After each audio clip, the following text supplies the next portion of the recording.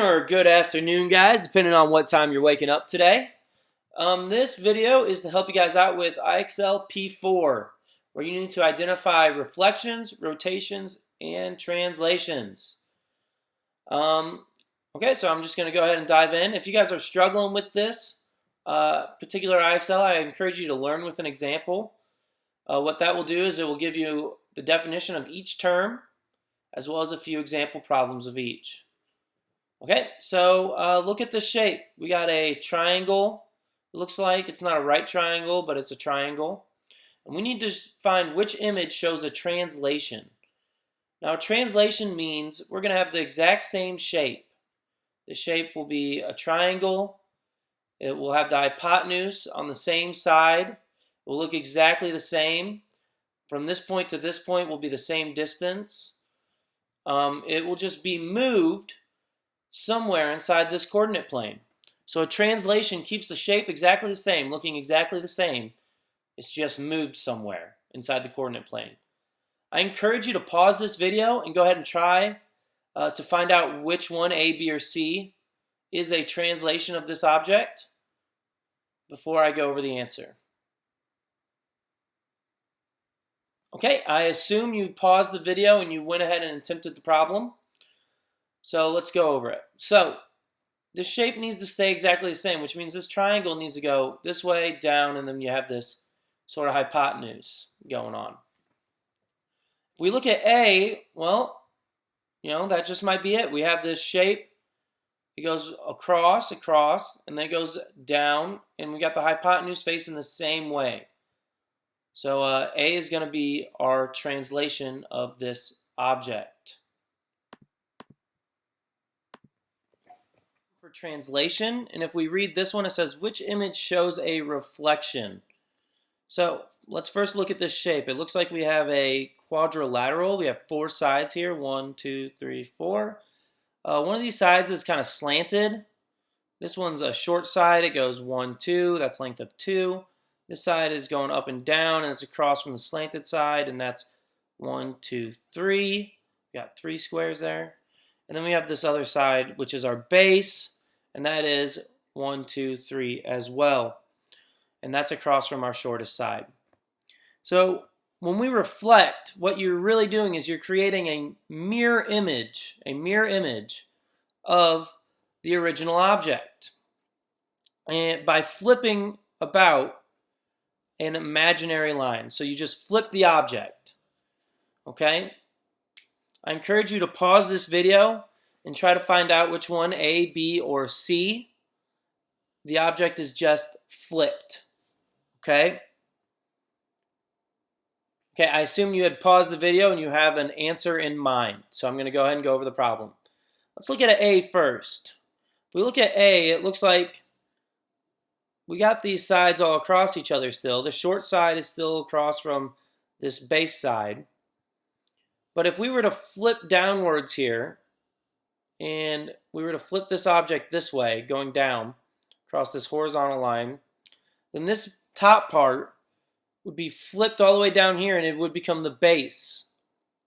And this base would be flipped and would become the top part. The slanted side would still be on the left, but instead of going from left to right, going up, it would then be going left to right, it'd be going down, okay?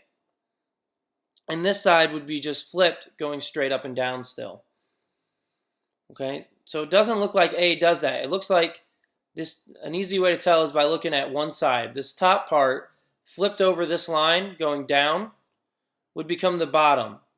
Is that what happens here? No, the top part is over here off to the side. So it looks like it might have rotated, which we'll see an example problem of that in a little bit. If we look at B, it looks like it's facing this way now. The slanted part's facing that way. So it looks like it might have flipped about a horizontal line here, or a vertical line, vertical line here. And if we flip about a vertical line, then this top part would stay the same. It'd be over here. Okay, that looks good. This up and down part becomes this far side now. All right, that looks good. This up and down part across from the slanted side. Okay, and then the base would still be the base. And across from that 2 side. Well, that looks really good. And the slanted side would be going here, but the mirror image, it'd be going this way from left to right. It'd be going down left to right. Just flips it over. Okay?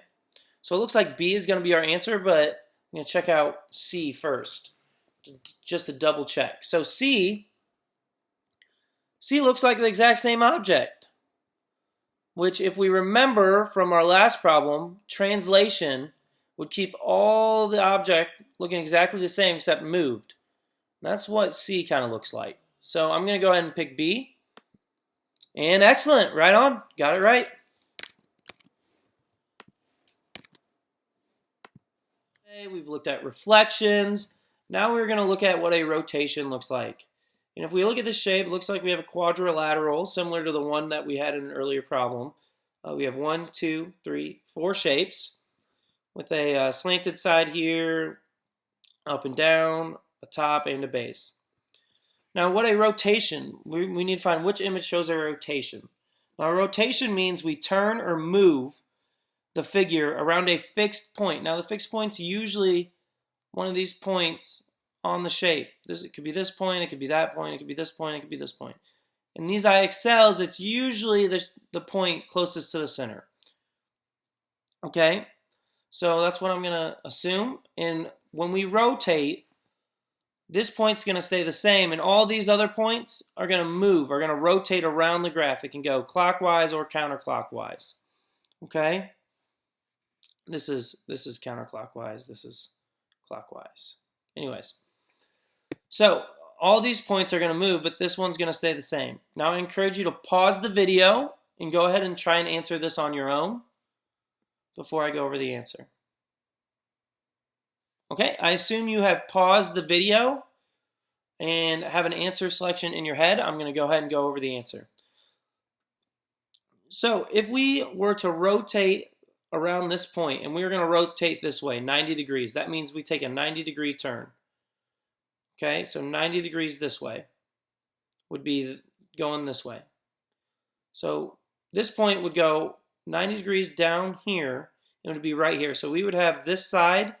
This side now would become our base, which means after our base, we have this little one side that goes up. So we would have this side going up, and then we would have the slanted side, and that would go all the way to this side over here.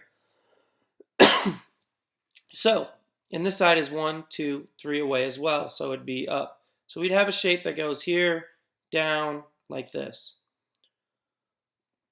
Well, that looks like A. A has the slanted part on top. Our base is this side across from the slanted side, which is what we said when we rotated 90 degrees. So I'm going to go ahead and pick A. Now, if that wasn't your answer choice, that's okay. I believe rotation is the hardest one to see in these IXLs. One thing you can do to help you with these problems when it comes to rotation is you can use the process of elimination. Now you can eliminate them because one of these is going to be a translation, one of these are going to be a reflection, and one of them is going to be a rotation of the object.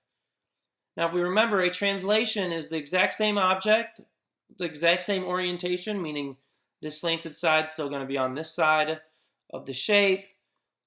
This top is still going to be the top. This base is going to be the base. It's just going to be moved in the coordinate plane.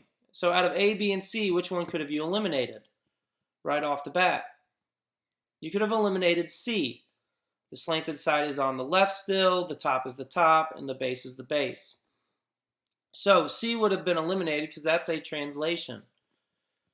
Now, a reflection would be this object, except a mirror image of it. So if you look at B, our mirror image of this slanted side would be our slanted side going this way. And our top is still our top, and our base is our base. So the slanted side is now facing the opposite direction. That would be a mirror image of our original object. So you can eliminate B as well, leaving A as the only answer. So I'm going to submit. Awesome. Let's look at another rotation problem. So here we have a weird looking shape, and we're trying to find which image shows a rotation. Again, a rotation is when we have a fixed point and all the other objects, all the other points swing in that direction or rotate in that direction, and that point stays the same. You can rotate clockwise or counterclockwise. Now, the process of elimination can be tough sometimes, but there's another way we can do that. I went ahead and took this screenshot of this problem, and I put it into Daydreamer Doodle, which is a drawing app on my computer. And look, when we have this, we can rotate 90 degrees left. And when we do that, it looks like the object, that chimney part, is pointing down now. And what we can do is we can go back to our other options. Are any of the other options where the chimney is pointing down? No. So I'm going to rotate 90 degrees left again, and it cuts off, but here I can show you. Looks like that chimney is now pointing to the right, and if we go back to our screen, looks like none of the objects have the little chimney part pointing to the right up there. Okay, so I'm going to rotate again. Now we have the object pointing up. Oh, well, look, we have this C option where the chimney part points up. Now what you can do here is, now C is the correct answer. Now if you don't have this app, or you don't have a camera that can rotate pictures and to help you out a little bit, what you can do is you can draw the image on a sheet of paper. And if you turn that image around and around, eventually one of these three options are going to pop up. Okay? You could also turn your computer around, but that's more complicated, because when you turn your computer, the options are turned as well, and you may confuse them. You may mix them up. I would suggest drawing the image on a piece of paper and rotating that paper around in a circle until you come across one of these possible solutions. Okay? So I'm going to go ahead and pick C and see if we're correct. That's right. Awesome. All right, guys, thank you very much for watching that video. If you guys have any further questions, please check out that Learn with an Example thing at the top of the screen that I showed you at the very beginning of of that video. You can also email us any questions, and we will get back to you as soon as possible. Other than that, have a good rest of your day and good luck.